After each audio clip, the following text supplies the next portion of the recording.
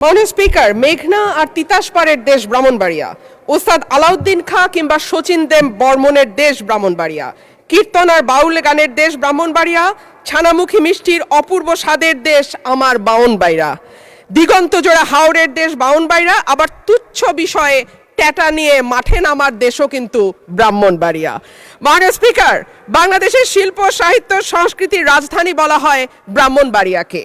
এই মাটিতে একদিকে যেমন সুর সম্রাট ওস্তাদ আলাউদ্দিন খাঁ বা শচীন দেব বর্মনের জন্ম হয়েছে, তেমনি এই মাটিতে জন্ম নিয়েছেন ধীরেন্দ্রনাথ দত্ত বা অলি আহাদের মতন সংগ্রামী চরিত্র, যাদের কল্যাণে বাংলা আজকে আমাদের রাষ্ট্রভাষার স্বীকৃতি পেয়েছে। মাননীয় স্পিকার, আমার নির্বাচনী এলাকা ব্রাহ্মণবাড়িয়া 2 এর অন্তর্গত আশুগঞ্জ একটি শিল্পনগরী। এখানে আছে সার কারখানা, বিদ্যুৎ কেন্দ্র, চাল কল, মিল, ফ্যাক্টরি, আছে বন্দর। ব্রাহ্মণবাড়িয়ার গ্যাস যায় সারা বাংলাদেশে, কিন্তু ব্রাহ্মণবাড়িয়ার মানুষ গ্যাস পায় না। মাননীয় speaker, Lily ultrasoft serum gel, যা গভীর থেকে স্কিনে দেয় 3 গুণ সিরাম হাইড্রেশন। সিরাম জেল হাইড্রেশনে ব্রাইট থাকো সব সিজনে। তিতাস গ্যাস ফিল্ড বাংলাদেশের অন্যতম প্রাচীন ও প্রধান প্রাকৃতিক গ্যাস কেন্দ্র।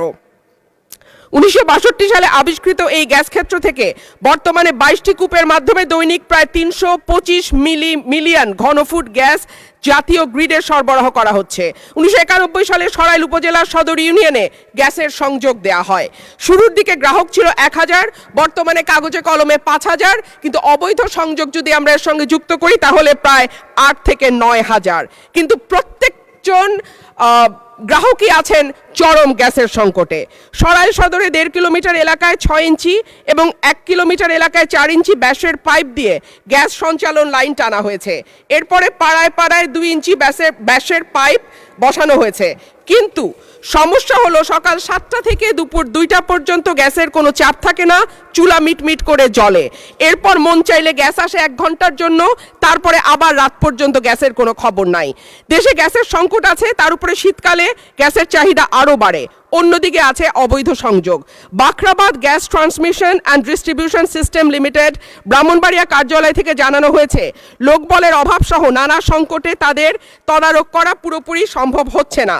মাননীয় স্পিকার, 2016 সালে বাসাবাড়িতে গ্যাসের সংযোগ দেওয়া বন্ধ হলেও এখনও কিন্তু অসাধু কর্মকর্তাদের সাহায্যে বেশ কিছু মানুষ বাড়িতে অবৈধ গ্যাসের সংযোগ নিয়ে রেখেছে। সরকার রাজস্ব বঞ্চিত হচ্ছে এবং যাদের বাড়িতে সত্যিকারের লাইন আছে তারাও গ্যাস পাচ্ছে না। শেষমেশ মাটির চুলা, এলপিজি সিলিন্ডার আর বৈদ্যুতিক চুলা ভরসা। কিন্তু মাননীয় স্পিকার, আমাদের জীবন মানের এখন এমন উন্নয়ন হয়েছে যে গ্রাম বা মফস্বল এলাকাতেও এখন কিন্তু মানুষ ফ্ল্যাটে থাকে, পাকা বাড়িতে থাকে। উঠান এখন অনেকটাই বিলাসিতা। সুতরাং মাটির চুলায় রান্না করা বাস্তবতা বিবর্জিত। মাননীয় স্পিকার, আমাকে 2টা মিনিট সময় বাড়িয়ে দেবেন। মাটির চুলায় রান্না করা, মাননীয় সদস্য 1 মিনিট আপনাকে দিলাম। অন্যদিকে যদি আমরা এলপিজির দিকে তাকাই মাননীয় স্পিকার, 1940 টাকার সিলিন্ডার বলে বটে, তবে 2200 টাকার নিচে কোথাও সিলিন্ডার পাওয়া যায় না। আর আমরা যদি বিদ্যুতের চুলার কথা বলি তাহলে বলতে হয় ঢাকা শহরে 1-2 ঘন্টা লোডশেডিং থাকে, কিন্তু গ্রামে সেটা 14 ঘন্টা পর্যন্ত গড়ায়। সুতরাং গ্যাস ছাড়া আমাদের আসলে এই মুহূর্তে সত্যিকার অর্থে চুলা জ্বালাবার মতন জ্বালানি নেই। এবং ব্রাহ্মণবাড়িয়ার গ্যাস যেহেতু সকল দেশের অন্যান্য এলাকায় সকল এলাকায় যায়, সুতরাং আমার দাবি থাকবে আগে ব্রাহ্মণবাড়িয়ার গ্যাস ব্রাহ্মণবাড়িয়ার মানুষ পাবে, তারপরে এটি অন্য এলাকায় যাবে।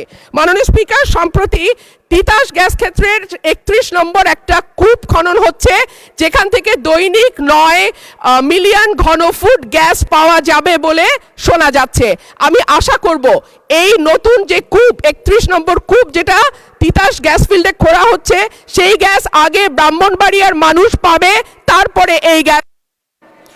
ধন্যবাদ মাননীয় সদস্য।